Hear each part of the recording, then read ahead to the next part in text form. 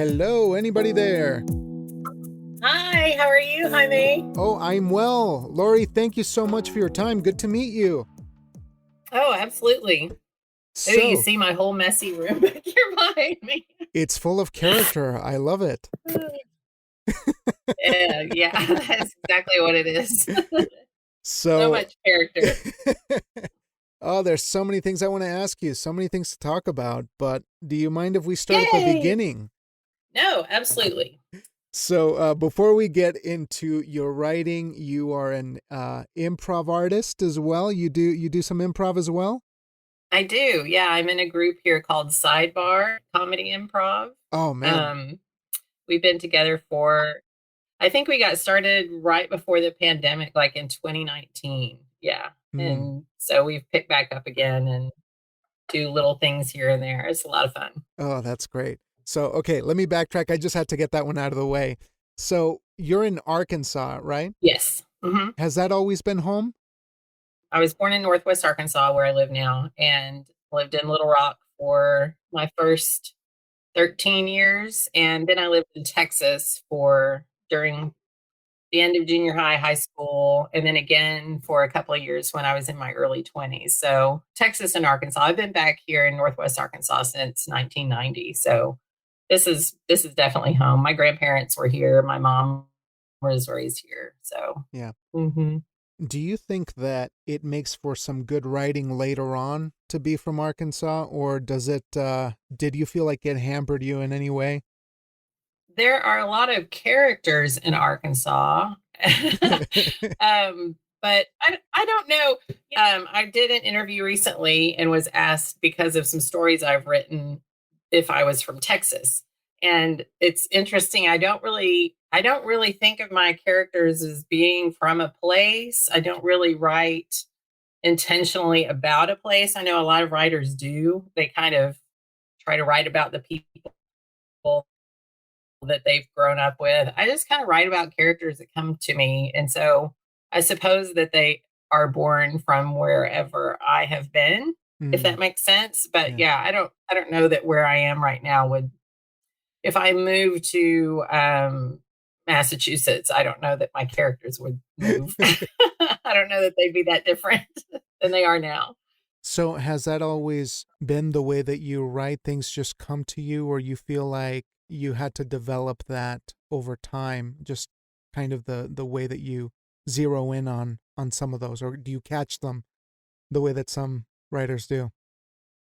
Yeah, catching is definitely a good way to put it. I'm definitely a pantser when you think about the plotting versus the pants flying by the seat of your pants. A lot of my stories were created from generative workshops, and so an instructor would give a prompt, and then I would just take off with it. And so, and usually those prompts aren't about well, sometimes I guess they're about a particular character, but no, they definitely come to me. I have an idea for a situation, maybe a person that's in a situation, and then I just run with whatever I write down. I try really hard to follow the instruction that I learned early on in my writing, to not edit as I write. Hmm. So I just kind of write it all out, and I might mark through something and do it again, but I don't go back and change anything really until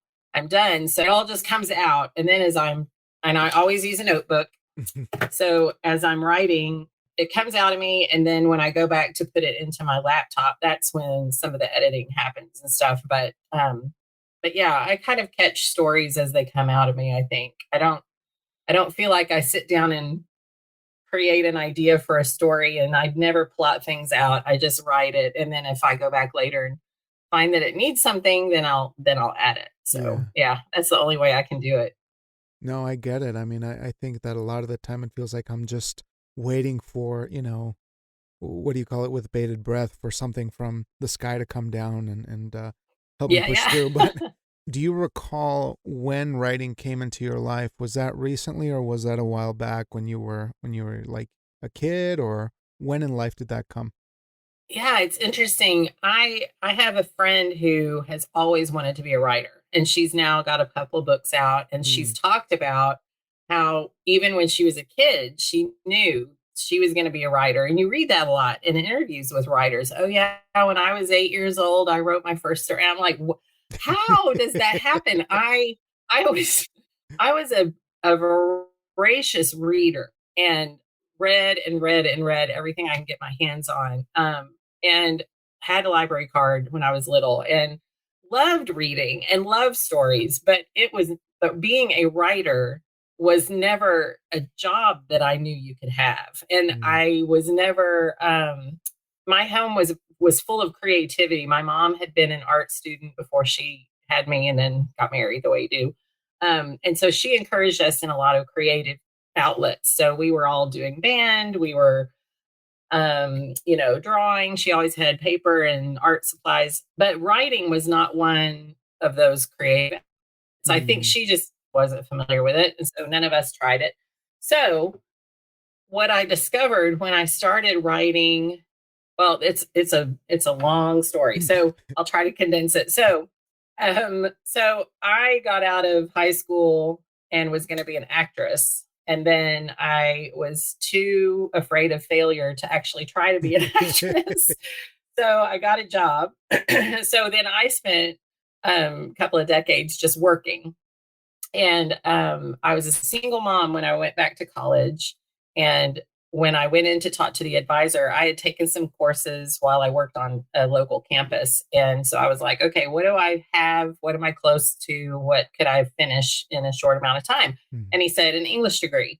So I said, okay, fine, let's do that because I just needed a BA to be able to make more money, basically.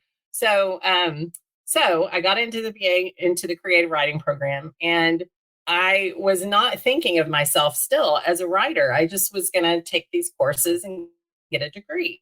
They very much focused on first step is you create a character, second step is you write a plot. And I hated every second of it. I couldn't perform on demand. So got out of that degree program, got another good job, and never thought about it again, but I would just kind of play around with it now and then. I'd write a little something. NYC midnight contests online were a place where I would do a flash fiction contest now and then, and it was terrible. I never did well. And so in 2020, I started, I guess I'd met somebody online on Twitter when we all started locking down. And I started taking some workshops, some writing workshops online. And that was when I started discovering that there were other ways to write, other ways to get into a story. And I started looking back at all of my years of work and realized I had been doing projects for myself at work that allowed myself to write. So Mm, I loved writing the newsletter for the department or creating some document that or a PowerPoint presentation, like anything. And so it just dawned on me, well, I've always been writing. I always enjoyed writing. I just didn't realize that was a thing I was doing. So mhm. yeah, long story short, I never knew that was a thing I was doing, but I was, and I always journaled. I hadn't thought about creating fictional narratives, I guess. And Mm. that's what's been really recent, just the last few years. And it's so much fun. I love it. Yeah, it seems like an interesting journey to hone in on flash fiction in particular. Is there something beyond what you've just Mhm. mentioned about the form itself that allows you to have a way in that gives you that reward or that immediacy? Like, why flash fiction over anything else, say poetry or, maybe a novella or something like that? I'm taking a class right now with Jose Hernandez Diaz, and he is a prose poet or a poet. Mhm. He doesn't just do prose, but he's teaching me our class surreal prose poetry. Mm, And what I'm discovering as I work through his class is that I have been writing prose poetry. Like some of the things that I submit as stories probably technically are prose poetry, but then it just depends on who the editor, what the editor likes. And so some of them have been published as flash fiction, but really I think they're more poetry because they don't have an arc and real tension and all of that stuff that a story is supposed to have. So I love Flash. I think it's because I'm very impatient. I When I have done any kind of art, I like theater because I like the immediate gratification of the audience reaction. I like art that is like I do collage art, and then I've also done watercolor and Mm. stuff. I've never wanted to do oil because it takes so long to dry and to so I think as I've thought about this about I can get my thoughts down, write something in an afternoon and be done with it. And I'm not writing the same story for months and months and months. But that said, I want to get into some screenwriting too. Mm. And I also have a story that I've been working on for several years actually that I thought would be a novel. And then this was before I started writing the last few years. And so I'd gotten frustrated with it and put it away. And now I think I'd like to dig it back out Mm. because I'm feeling more confident Yeah, about my yeah. writing. And I think I can put some time into it and make it into a longer story. So we'll see. I'd like to start writing a little longer to get into the paying journals. That would be nice. Absolutely. And that's incredible. I mean, that you're looking outward to various different forms. And of course, with screenwriting, I that would be really amazing for you because of the Mhm. performance aspect of things. I think you because of that Mhm. improv training, that's going to be so amazing for you. I can't wait to know what's coming down the pipeline for you, especially as an improv artist, because that's just going to be really wonderful stuff. But I want to ask you a few questions about Proof of Life, which is the collection that you have lined up Mhm. here. It's coming from ELJ Editions. And I would like to know when you decided to make that leap from I'm just writing a couple of little flash fiction stories to I am now working on something that will be a cohesive collection and I'm going to send it out into the world. How does that happen and what was that process like? Jaime, well, the thing that's really strange for me in this with this discussion is that I feel like this collection landed in my lap because I had been writing over the last few years. I've had about 25 things published now, I think. And they're all flash and microfiction, and possibly some prose poems, as I said. And I started working with Ariana at ELJ doing art for their covers. And then we have just gotten to know each other, and she's read my work. And Ariana was the one that reached out to me and said, "Look, we have a gap in our." She had a publishing schedule set up for this year, and somebody had dropped out, Mm. and so she was like, "Have you thought about putting together your stuff as a manuscript?" And I mean, honestly, I would have if you had asked me, "Well, when do you think you might put some things together for a manuscript?" I would have said, "Oh, I'm not ready for that." Like I've only been writing a few years, that's like what the writers who really know what they're doing do. So when she asked me, I said, "Well, I mean, I have a folder on my laptop with all my stories in it, but I do not have a manuscript." And so she said, "Well, why don't you send me?" She asked how many I had, and I told her, and she said, "Well, send them to me, and let's see what you've got." And Mm. so I sent them to Ariana, and she was the one that put them all in order and found a narrative arc. And she Mm. sent me an email with all of this stuff about the themes and the messages and I was like, I don't know what you're talking about. Because because when I write, I just write what comes to me. And it's been the most fascinating experience to have her and then also the early readers of the manuscript and stuff tell me what they see in my stories. And they have found connections in my work that I had no idea I was putting in there. Like, I Mhm. didn't realize when the woman said, "Are you from Texas?" I went back and I was like, "Oh, yeah, there's a lot of like bleak, landscapey kind of." And Mm. then she pointed out how many cars are in my collection. My like half of my characters are in a car on a road trip, and I had no idea. So It's been it's been an amazing opportunity and experience with her, that I I know is really fortunate for me because I didn't do this myself. I mean, I think about the writers who send their manuscript out over and over and over and it comes back rejected. And I feel so fortunate that I just happen to have this friendship with somebody who was like, hey, I've got time. Give me Mhm. what you've got. And I know that will probably never happen again.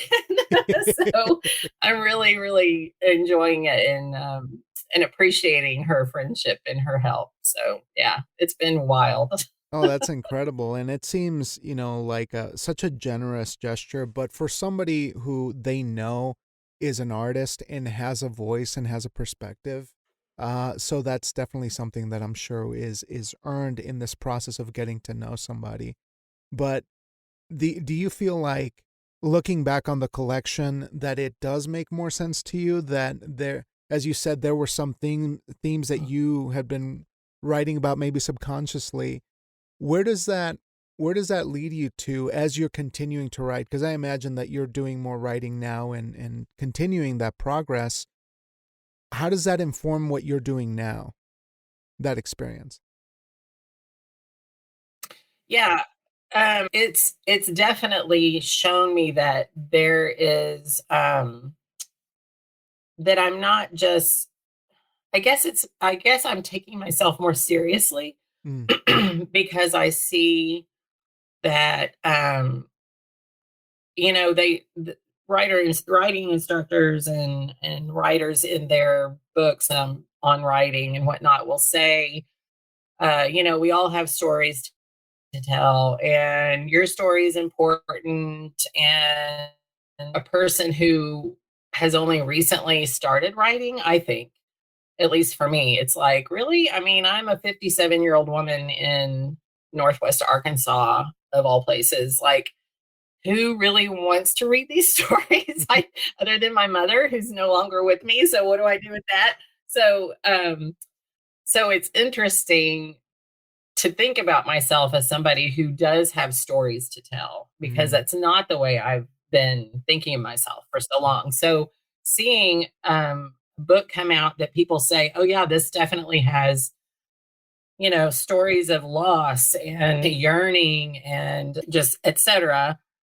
It makes me take myself seriously and to mhm, say, okay, well, okay, I do maybe have some characters, some stories, some things that even though a lot of it is probably, I think a lot of my collection, in fact, so far has been about loss and yearning that's me. And mhm, so it's my characters are all individual characters, but they are definitely all me. So they're all doing things that I'm doing, and probably that's true with so many other writers.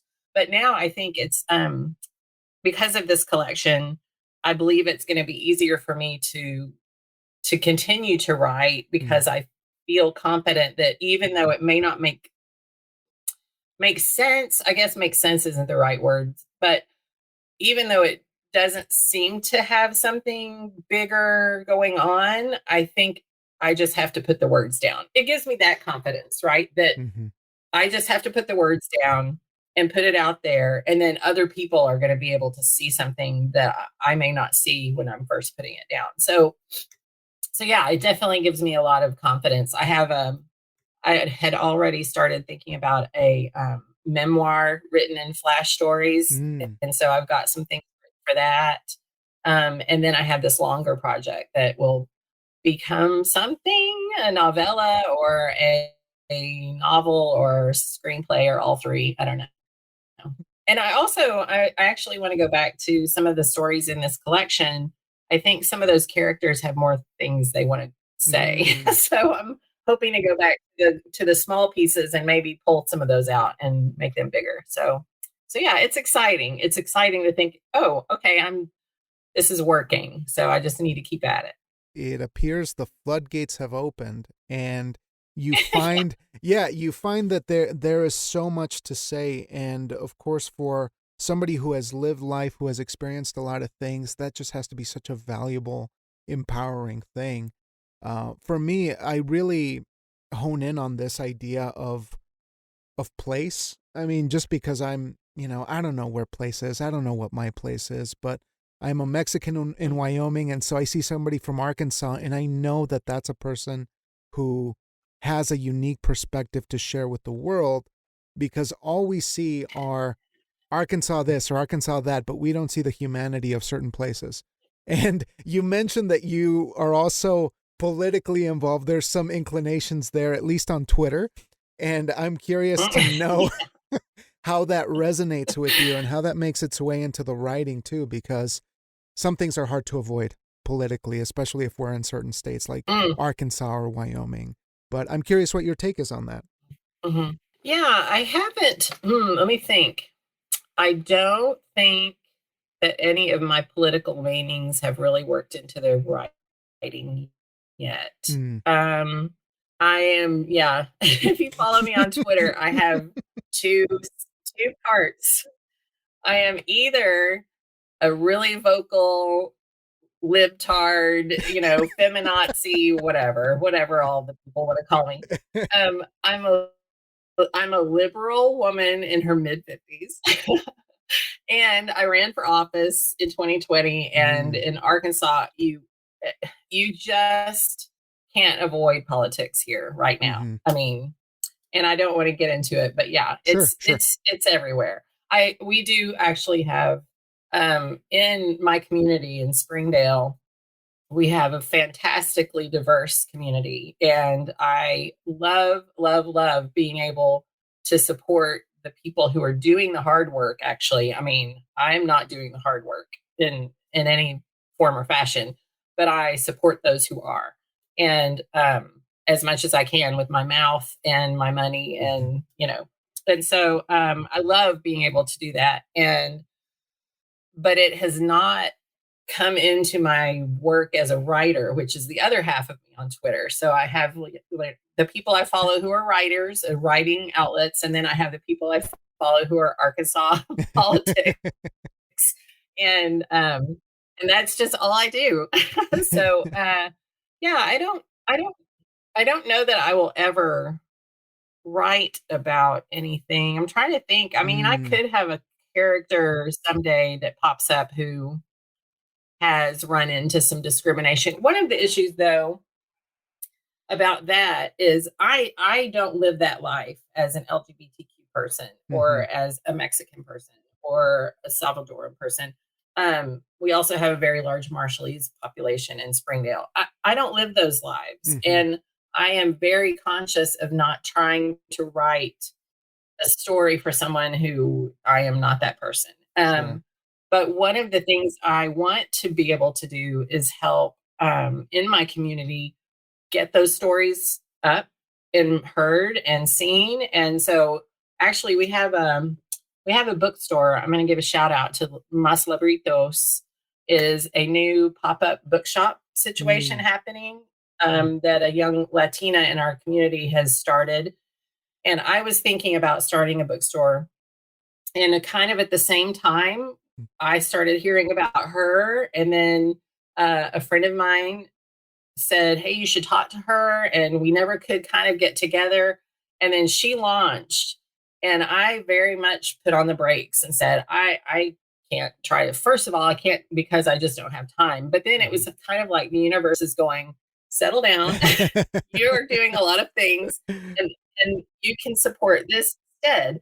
And that makes so much sense to me, because one of the things I wanted to do with a bookstore, if I open one, was to have opportunities for our Latino population to find books for them Mm. to read, Yeah. and to have workshops and things like that. And so it makes so much sense to me to not do that and be supportive of Diana and what she's doing there, because she's doing a great job. So, but anyway, Mm. so I don't know. It's hard not to Arkansas politics into my writing. I also don't want people, to protest me and ban my books.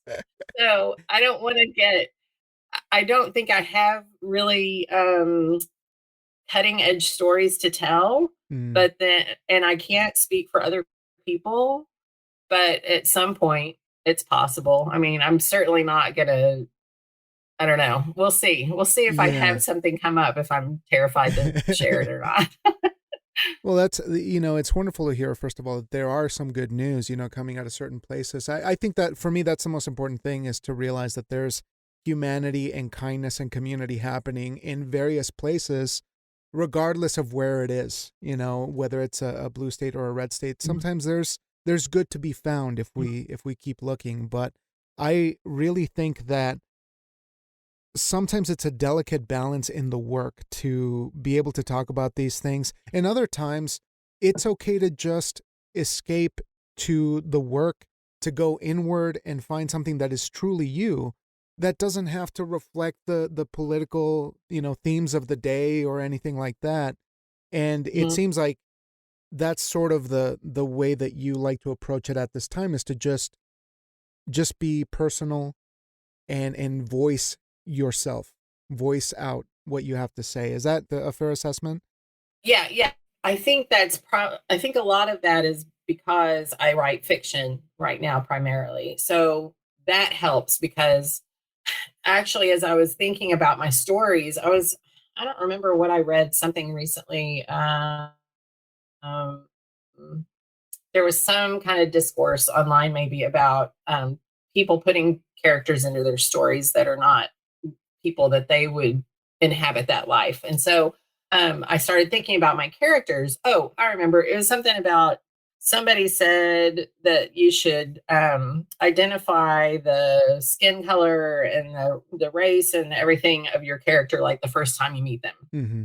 And I was like, okay, first of all, I don't even know how that's possible without breaking your your story. Like, Yeah.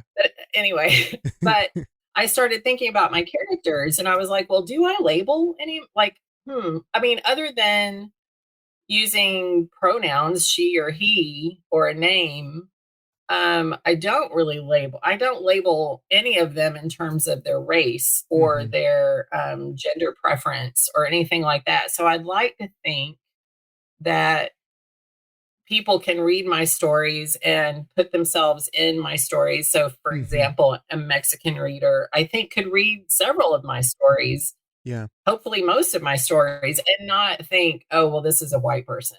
Because Sure. unless they're doing something crazy like only white people do, which I know there are those things, but if there's that, but otherwise, some girl floating in the backyard in her pool, wishing people noticed her. Like that could be anybody. Right.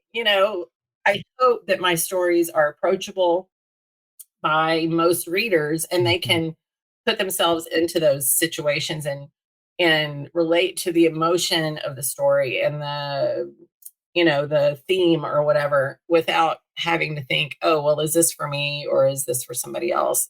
Um, Mm-hmm. but if I started writing nonfiction, then yeah, I'd probably be inclined to talk about some things Right. that were a little bit more whatever, juicy. But it is a delicate balance indeed, and I think that you're spot on. That sometimes it's okay to leave things open ended so that folks can have a way in, so folks can really just Mhm, find their way into the work without feeling completely ostracized with certain descriptions. Now, you're also a mhm, a reader for a couple of lit journals, and I'm interested to mhm. know how you made inroads in that community, and sort of what that experience is like to read contemporary work, and what are the takeaways? Yeah, that's been really helpful for me. I read for Fractured Lit. I read fiction for them. I'm a first reader, so I'm not an editor or anything. And then I do name for nonfiction for Longleaf. And both of them came along because their editors in chief just posted on Twitter that they were looking for readers. So Mm-hmm. I think if I was going to suggest to other people who would maybe want to would be interested in doing something like that, just follow the journals that you're interested in Mm-hmm. online, or even just send them a message. I mean, I think most of the people I've met online or in workshops who are editors for literary journals, especially the online only ones. The community is so welcoming. If Mhm. you just send a message and say, "Hey, I'd like to be a reader. How do I do that?" Um, both times when they put out notices for these two that I read for, I just sent them a message and said I was interested, Mhm. and they were like, "Sure." And so the process is, I'm not I can decline something if I think it's not a good fit, but it's usually pretty obvious. Like, at first, I was, you can ask the editor in chief for Fractured Lit, Tommy Dean. He had taught a couple of workshops taken, and so when I said, "Oh, this would be interesting," he was, "Oh, actually, I think I put out there on Twitter." I don't think he put out a notice. I think I said, "I'd really like to do this. How do I do this? How would I be a writer or a reader?" And he just sent me a message and said, "Hey, we need some readers." So it was like, okay, do that. So, but when he first brought me on, the journals have like, here's what we expect you to do, here's how to respond to things, here's what we're looking for. And so I'm reading all the instructions. I was terrified that I was gonna like decline the next Sylvia Plath or something. Like I was like, what if I turn somebody down and I just don't know what I'm doing and they're wonderful? And he's like, look, chill out. He's like, he said, you will know. Like it's obvious if it's a piece that's not finished or it's not a good fit or whatever. He's like, it's okay. So after, I don't know, it took a couple of months, I think, before I was like, oh, okay. Now I see. Once you've read a lot of the submissions, then you can start seeing the ones that just don't quite seem like they're finished, or it's there are a lot of people submit things as flash that are really just vignettes. Like they seem like they could be a chapter in a novel. They're not Mm. an actual complete story. So things like that start to become easier to see. So yeah, if somebody's interested in reading, I would say follow those journals online or wherever. If you're not on Twitter, a lot of people aren't anymore. And then just send messages to the editors and say, "Hey, doing this. Are you guys looking for anybody?" And it should be that easy. Hopefully, it is. So No, that's great. I think there's a lot of experience to be had from volunteering and putting in the time to join the community and serve the community in that way too, because it pays off in dividends for sure. From your experience. oh, and I've learned so much about my own writing. Like it's so much easier to see things that I'm stumbling on when I have read it in someone else's story. When you're Hmm. reading your own work, it's so much harder to see them. So it's been a real learning experience. So that's been great. And speaking of learning experiences, I want to ask you about the improv because that has to play a part in your creative process and the way that you see the world, especially as a performer, somebody who's comfortable with acting or at least had a little bit of that background in the beginning. I want to know how that informs what you do, or if there are some things that make it easy for you to put things down on paper because you had that sort of training. I think actors are very special to me because, I'm a theater person. I love actors, are my favorite people in the whole world because they're insane, but they're also very humane. They feel everything so intensely. It's okay. I can say that because I studied acting as well. I did my fair share of acting, so I hope I get a pass there. Yeah, yeah. No, it's true. The more actors I've met through my life, the more I've thought, I don't know that I would have survived if I had tried to do that life. I don't think it would have worked out because they're Right. crazy. Yeah. But um, yeah, I had not ever thought about the connections between improv and how I write. But now that you say that, I think they're very similar in that, you probably know improv is all about yes and for whoever your partner is on stage. So your partner does something or puts something into a scene, and the you have to go with it rather than kind of stopping that idea. And that's what we're taught. And so if I'm sitting at my notebook and an idea comes to me, the best way to ruin my career as a writer is to continuously bat away all the ideas that come along. No, no, that sucks. No, that's been done.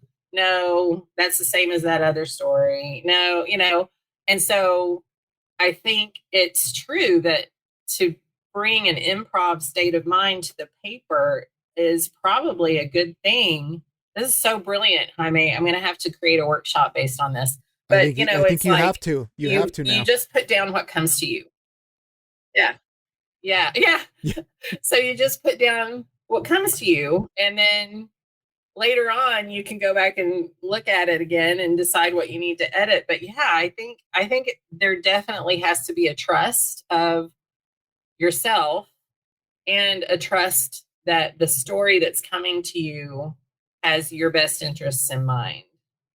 So yeah, I really, really like that idea. I think that that's absolutely true. You have to trust your muse, right? You Uh-huh. trust whatever is coming in to be what you need it to be, even if it looks crazy right now, because improv looks crazy most of the time. Always. The best improv is insane, is out of control.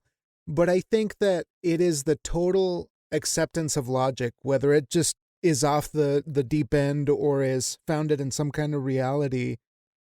We are so Mhm, dismissive sometimes as creatives. Like we have a really high standard of ourselves, and to say this is what it is, what if you just follow it to its conclusion, to mhm, whatever it wants to be, without mhm, shame, without expectation of what it's supposed to be. I think that's a really powerful mhm. thing, and I just can't help but wonder and marvel at the tools that you have there as an improv person. It's like right there, Yeah, you're like yeah. a rocket to creativity. But I admire improv people. That's why I'm rambling on. I admire them because of that Oh, skill set. So, um, yeah, I got into it late. I wish I had known about improv when I was a young actor because, I like didn't watch Saturday Night Live. I came up when it was like 1975 when it mhm. started SNL. I was 10 years old. And so you would think that I would have been in all about it in my teens and stuff, but we didn't stay up that late. My parents didn't let us stay up late and watch Saturday Night Live. And so I didn't know about SNL really, or I knew about it, but I didn't watch it. And then I didn't have any idea about Second City and the Groundlings in LA and all of that stuff. Like I wanted to be an actor so bad, but I didn't have the people around me to teach me where I needed to go. And so now, I'm like, I wonder if they would accept a 57-year-old mom and grandma. Like that would shake things up, right? They wouldn't have to use makeup on their character, their actors. I could just play all the old people. That'd be great. But uh, I haven't called Lauren yet, so we'll see. well, I might take you up on that. If you ever want to act, I'll just write you something. I love actors, and I, Awesome. I'll do yeah, it. yeah. But you mentioned something that I forgot to ask you earlier on, which is things that inspired you when you were younger. Because I think those formative ages are so they're so vital, and we're always trying to recollect and look back on the things that really inspired us and made us who we are creatively. Do you remember reading something that just knocked your socks off, or watching a play that inspired you to become an actress, or things that you were watching at that time, especially in, what I romanticize now, which is like the 70s. I just think they had like the best stuff, but I wasn't there, so I don't know. We did. I will just tell you, Yeah, we I mean, did in the good 70s. times. Um, I early on wanted to perform, and I think my mom didn't know quite what to do with me because again, she didn't have actors in her family or whatever. So, I come home from school and I'm like, I'm going to be a snowflake in this pageant and I need a ballet outfit and all that. Well, I had lied to the lady who was looking for snowflakes because they looked for girls who had ballet experience. And I had taken like 3 ballet lessons. And I was like, oh, yeah, I can do ballet. So I was always looking for a reason to be on stage and make people look at me. And so I did stuff like that just through my childhood. I see in Little Rock that I guess in the paper, the way we did things in the 70s, and tried to get them to make an appointment for me when I was 12 years old to be a model. And so my mom was like, "What are you doing?" And I'm like, "I could do this." So, so early on, I had that desire to just be on stage. I don't think I was inspired by any performances or anything, but I know in terms of my writing, even though when I was young I didn't have the idea of being a writer, I loved stories about young women doing extraordinary things, and so I read, all the Little House on the Prairie books. Obviously, I think that was like required for girls in the 70s.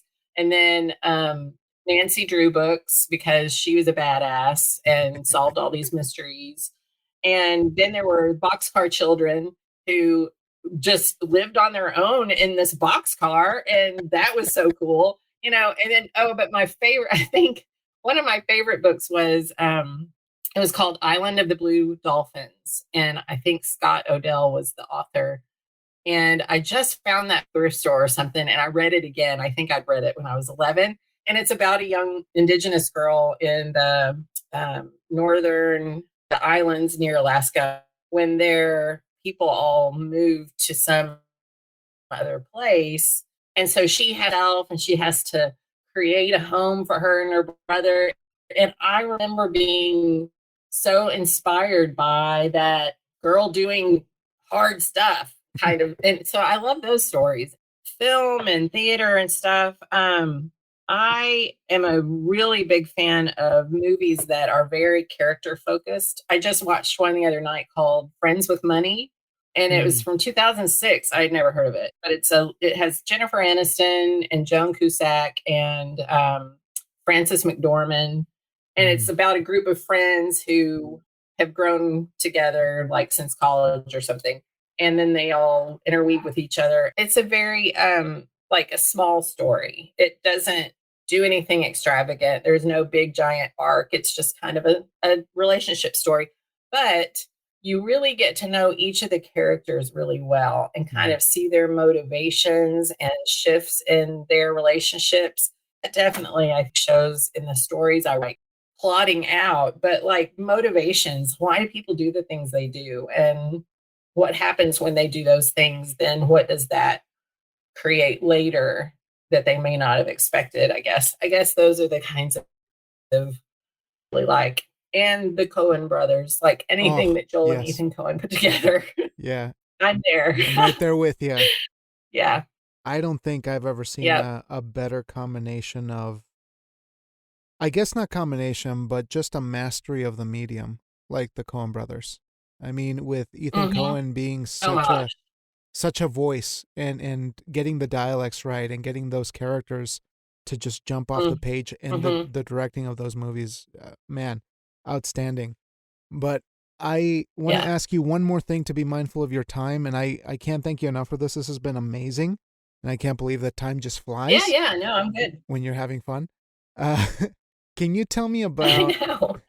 You said this thing on your bio that I love. You said you're. I'll just come back. You can bring me back. That's right. That's right. Anytime. Um, can you tell me about this thing that you said in your bio about being a firm believer in the transformative power of militant optimism? Because I subscribe to it. Yeah. I believe that that's the way to move forward, but I'm curious what your take is on that and Yeah. what got you to that perspective. Okay. So this was a term that I came up with, and I have since found that there's somebody else, like out in California. I think there was a guy with a website that was called Militant Optimist, but came up with it in my own head by myself the day after. So here's where I get.